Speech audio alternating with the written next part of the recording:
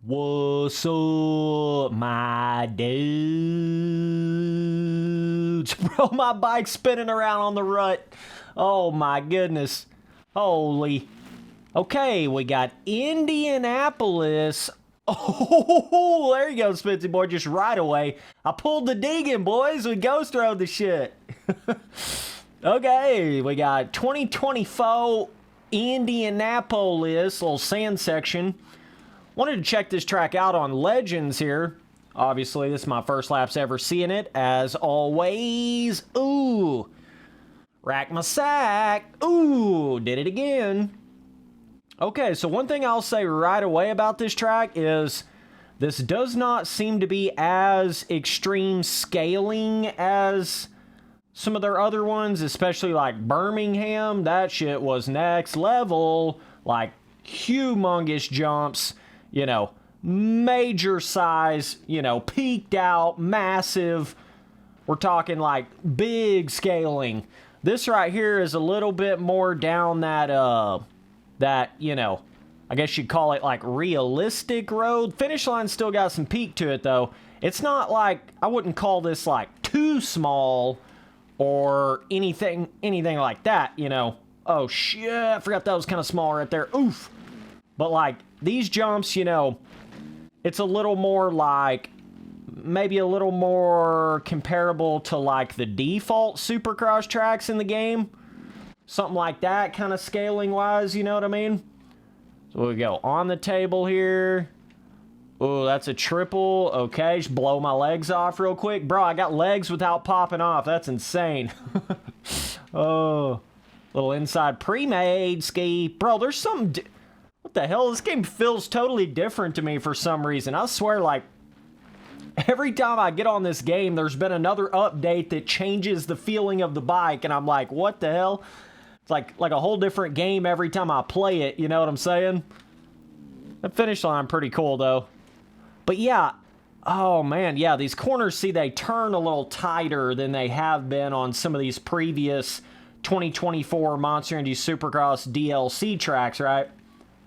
This one's cool, though. I like a little refreshing, you know... I'm gonna pop off right here. Oof! Oh, another legs, boys. But I just feel like it's kind of nice to have the variation of, like, when they've had, you know, most of the other 2024 Monster Energy Supercross DLC tracks they've had so far have been that bigger scaling, super peaked out moon booters on every jump. It is nice having a, you know, a little bit of a change up, a little bit of variation on the scaling, because just like in real life Supercross, you know, of a particular year or whatever, not every single track is the same size or the same, you know, width or scaling. You know, even in real life, they're not all the same in that sense. So, you know, yeah, you want to somewhat keep them down the same sort of vibe, but I do also think it's important to make sure you have some variation in there. So if I go right here, obviously you can get up on top of that tail. That's kind of a tricky little section right there. Go inside on the pre-made ruts right there.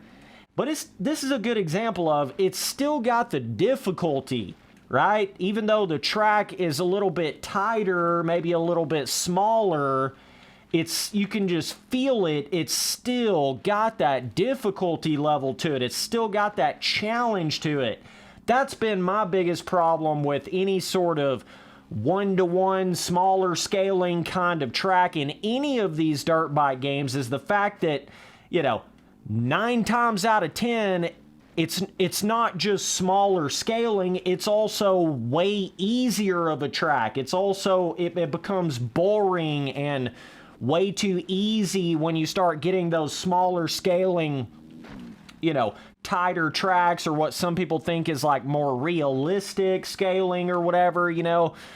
9 times out of 10, it you know, sort of gets that direct correlation between when they start to make the tracks smaller, they also end up making them easier. But that doesn't really seem to be the case here, which is like a really good thing. That is a major thing to, you know, making that variation on the size of the track, you know what I mean? But yeah, this is certainly one of the more tighter ones that I've seen of the year so far, which is probably how Indy is going to end up turning out in real life. So, but yeah, it's just all about like keeping that pro level. I say pro level, you know, you just want to make it feel like Supercross. You want to make it feel like Monster Energy Supercross in an arcade dirt bike game. You don't necessarily want to try to make everything like, you know, perfect scaling, one-to-one scaling, but then everything's easier than it should be in an arcade moto game, you know what I mean? I feel like Milestone kind of got caught up in that quite a bit. RF on MX Simulator kind of got caught up with that. Anytime they make a smaller scaling track now, it seems to be on that easier side. So that's kind of a tricky little thing, it seems like, for these track makers, is to, you know, give you that variation of track scaling and make some of them tighter, make some of them wider, make some of them bigger jumps, make some of them, you know, somewhat smaller jumps or whatever, but also you still keep that certain level of difficulty. That seems to be a bit of a challenge for a lot of these different track makers in these, regardless of what kind of game you're talking about. MX Bikes has went through that a little bit, you know. It had some tracks from last year's Aerial series that were just super small scaling, way too easy. You know, this is like actually a pretty common trend that you see. It's like they sacrifice difficulty for trying to make something more realistic scaling. You know what I'm saying? But my whole thing is, I don't think you have to sacrifice the difficulty if you know what the hell you're doing. You know? See, it's all in, like, regardless of what's on that track map, you can still play around with, like, how peaked the jumps are. You know, the pre-made on the track can affect difficulty. The character on the track can affect difficulty. And that's kind of you got to be crafty as a track maker, being able to add those certain elements in on these tracks that you know that are going to be a little bit more down that simpler vibe or tighter vibe or, you know, smaller scaling. You got to have that ability to recognize that and add little things to the track, or make the, you know, the pitch of the jumps or the whoops in a certain kind of way, or the way, you know, there's ways to still create that difficulty, I guess is what I'm saying. Regardless of the scaling, there's ways to get that difficulty there. But it's just, the fact of the matter is, a lot of times they aren't able to find that same sort of difficulty on a smaller scaling track that they would have had on a bigger scaling track. But, you know, definitely shout out to MX vs. ATV for still making this somewhat difficult, somewhat challenging. I mean, you can see it's I'm kind of struggling to get around the track right here. Of course, I never really play this game, so obviously if you're even remotely like a Legends player, you should be able to get around this track fairly easily. But got some inside rut lines. I also wanted to mention them not having Daytona in this DLC pack. I did mention that in the last video that I made on this game, just kind of talking about it, you know, it could be like a licensing thing, and a lot of you guys left comments confirming that yes, it was like a separate licensing thing for them to get Daytona in the DLC pack. That's why they didn't have it.